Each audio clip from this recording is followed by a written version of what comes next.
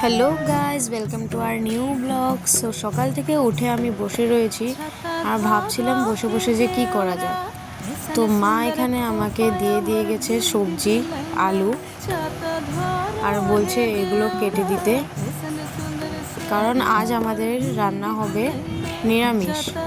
আর আজকে বলি না, গত কয়েকদিন ধরে আমাদের বাড়িতে রান্না হচ্ছে নিরামিষ।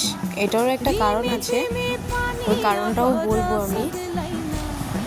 আলুগুলো ছোলা হয়ে গিয়েছে, এখন টুকরো টুকরো করে কেটে নেব। আলু বেশি নিইনি, কারণ আজ বানাবো কিছুটা অন্যরকম পনির তরকারি। আর আলু কমই দিয়েছি, কারণ আলু আমাদের এখানে বেশি খাওয়া হয় না।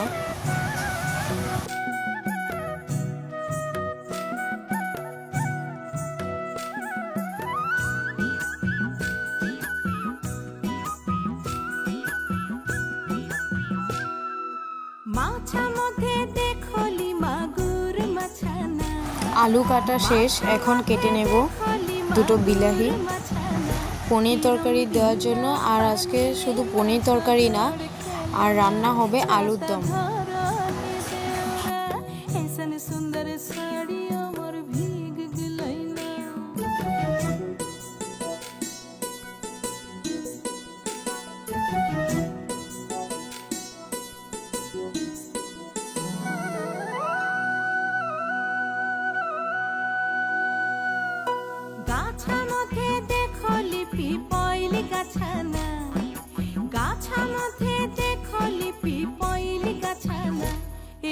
বিলাহিগুলো কাটা শেষ, এখন আলুর দমের জন্য আলুগুলো খোসা ছাড়িয়ে নেব।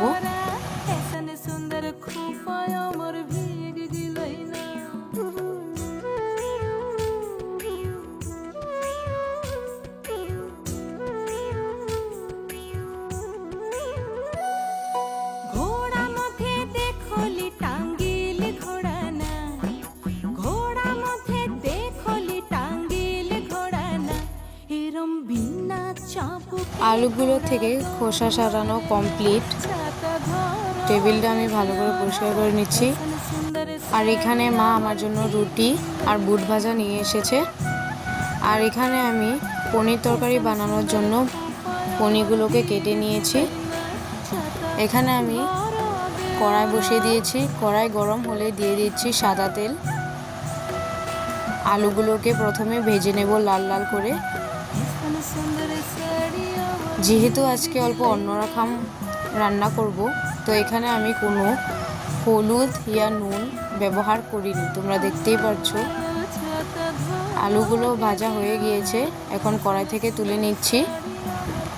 এখন এতে দিয়ে দেব পনিরগুলোকে। এতেও আমি নুন বা হলুদ ব্যবহার করব না।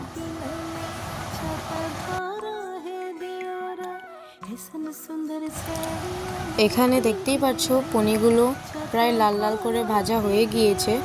পনিরগুলোকে এক এক করে তুলে নেব।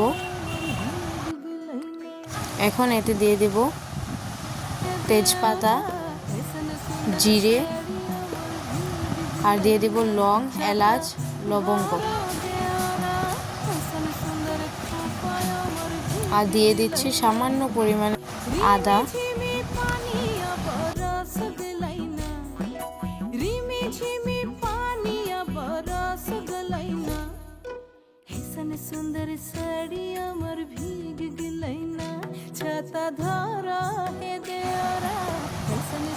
এখন আমি এতে দিয়ে দিচ্ছি বিলাহিগুলোকে।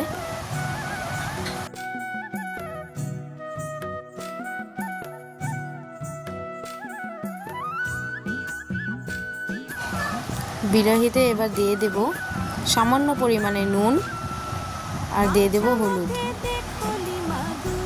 ভালো করে এটাকে ভেজে নেব। আর তোমাদেরকে বলেছিলাম যে একটা কারণ আছে যার জন্য আমরা বাড়ির সবাই নিরামিষ খাচ্ছি। সো আমাদের বড়মা, মানে আমার ঠাকুমার শাশুড়ি মা, যিনি মারা গিয়েছেন, সো আজকে ছিল 6 দিন কি 7 দিন, তো তাই আমাদের এখানে সব নিরামিষই রান্না হচ্ছে। এটাতে আমি ভেবেছিলাম যে পোস্ত দেব, কিন্তু অসহজে পোস্ত খাওয়া যায় না, সো দিলাম না। তো এখানে তোমাদের সাথে কথা বলতে বলতে দিয়েছি নুন, হলুদ তো আগেই দিয়েছি, আর দিয়েছি জিরা, দিয়েছি ধনে গুঁড়ো, আর দিয়েছি কাশ্মীরি লাল মির্চ গুঁড়ো। এখন এতে দিয়ে দেব ভেজে রাখা আলুগুলোকে, বেশ খানিকটা ভেজে নেব।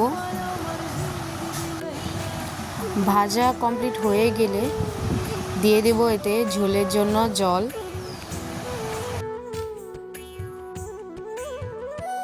তো ভাজা প্রায় কমপ্লিট হয়ে গিয়েছে, কড়াইতে লেগে ধরেছে, এর জন্য দিয়ে দিয়েছি ঝোলের জন্য জল। আর ঝোলটা ফুটে আসলে দিয়ে দেব পনিরগুলোকে।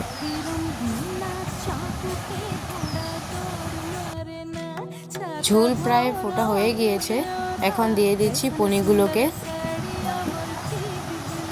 80% প্রায় ফোটা হয়ে গিয়েছিল, এখন আরও 20% ফুটিয়ে নেব। আর এতে দিয়ে দেব 2-3 টুকরো আলুগুলোকে উঠিয়ে ম্যাশ করে দিয়ে দেব, যাতে তরকারিটা অল্প ঘন হয়।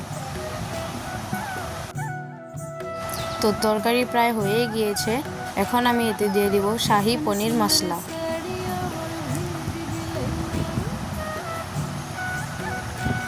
তো হয়ে গিয়েছে প্রায়, এখন নামিয়ে নেব। দেখতেই পাচ্ছ এখানে নামিয়ে নিয়েছি, আর এটা অল্প অন্যরকম রান্না করেছি। তো আজকের জন্য এইটুকুই, টাটা, বাই বাই।